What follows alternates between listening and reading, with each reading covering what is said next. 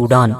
अगर ये कहा जाए कि दुनिया में इस वक्त अगर सबसे बुरे हालात किसी देश के अंदर हैं तो वो सूडान के अंदर हैं, तो ये कहना गलत नहीं होगा। गाजा पट्टी के अंदर अभी तबाही और जुल्म सितम को रुके हुए चंद दिन ही गुजरे हैं, बल्कि वो सही से रुक भी नहीं सका है कि अब सोशल मीडिया पर हर तरफ सूडान दिखाई दे रहा है। और उसकी वजह भी यही है कि क्योंकि सूडान से लगातार जिस तरह की फोटोज, जिस तरह की वीडियोज आ रही हैं, वो यकीनी तौर पर दिल दहला देने वाली हैं। लोग अपने अपने सोशल मीडिया अकाउंट पर सूडान जेनोसाइड पोस्ट कर रहे हैं, और हैरानी की बात तो ये है कि जिस तरह से अभी कुछ दिन पहले तक गाजा की वजह से इजराइल के बॉयकॉट की मुहिम चलाई जाती थी, बिल्कुल वैसे ही सूडान को लेकर भी एक बॉयकॉट की मुहिम दिखाई दे रही है। मगर फर्क ये है कि इस बार बॉयकॉट इजराइल का नहीं बल्कि खुद एक मुस्लिम देश का हो रहा है, एक बहुत ही अमीर और असरदार देश कि जिसको हम और आप लोग यूनाइटेड अरब एमिरेट्स के नाम से जानते हैं। अब जहां एक तरफ तो ये सब कुछ चल रहा है, तो वहीं दूसरी तरफ अभी भी ज्यादातर लोग इस पूरे मामले पर कंफ्यूज नजर आ रहे हैं, और वो ये सब कुछ देखकर बस ये जानना चाहते हैं कि आखिर सूडान में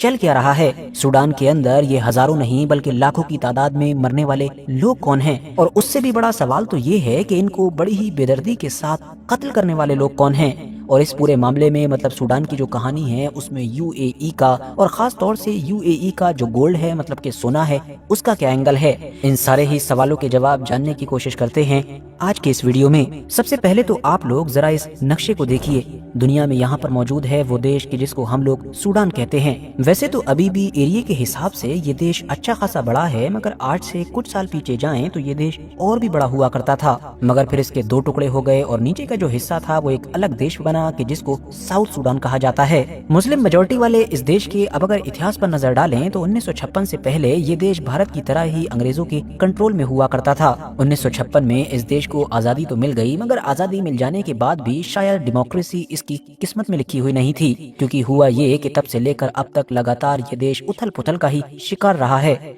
जब भी यहाँ पर इलेक्शन होता है, कोई गवर्नमेंट चुनी जाती है, तो हमेशा ही इस देश की ताकतवर आर्मी का जो जनरल होता है वो नमूदार होता है और हुकूमत पर कब्जा कर लेता है। ये कहानी हमारी तरह शायद आपको भी बिल्कुल सुनी सुनी सी लगती होगी, क्योंकि यही तो हमारे पड़ोसी देश पाकिस्तान में भी होता आया है। मिसाल के तौर पर इन साहब से मिलिए, इनका नाम है उमर बशीर और इनका काम है सूडान के ऊपर सबसे लंबे वक्त तक राज करना। किसी दौर में ये खुद भी आर्मी के एक जनरल हुआ करते थे। 1989 में इन्होंने आर्मी के जरिए से वहाँ की हुकूमत का तख्ता पलट करके हुकूमत पर कब्जा किया, और तब से लेकर लगातार अगले 30 साल तक मतलब 2019 तक अलग अलग तरीकों का इस्तेमाल करके अलग अलग पदों पर बैठकर सूडान के ऊपर राज किया। मगर जाहिर है ये जनाब मतलब कि उमर अल बशीर जो खुद किसी दौर में आर्मी की ताकत के बलबूते पर हुकूमत में आए थे, इनको भी अब यही डर सताता रहता था कि कहीं इनकी हुकूमत का भी तख्ता पलट ना हो जाए। कहीं ऐसा ना हो कि किसी दिन इस देश की आर्मी या देश के अंदर मौजूद कोई दूसरी बड़ी ताकत इनके खिलाफ बगावत करे और इनको गद्दी से उतार दे। बस इसी डर की वजह से उमर अल बशीर ने किसी दौर में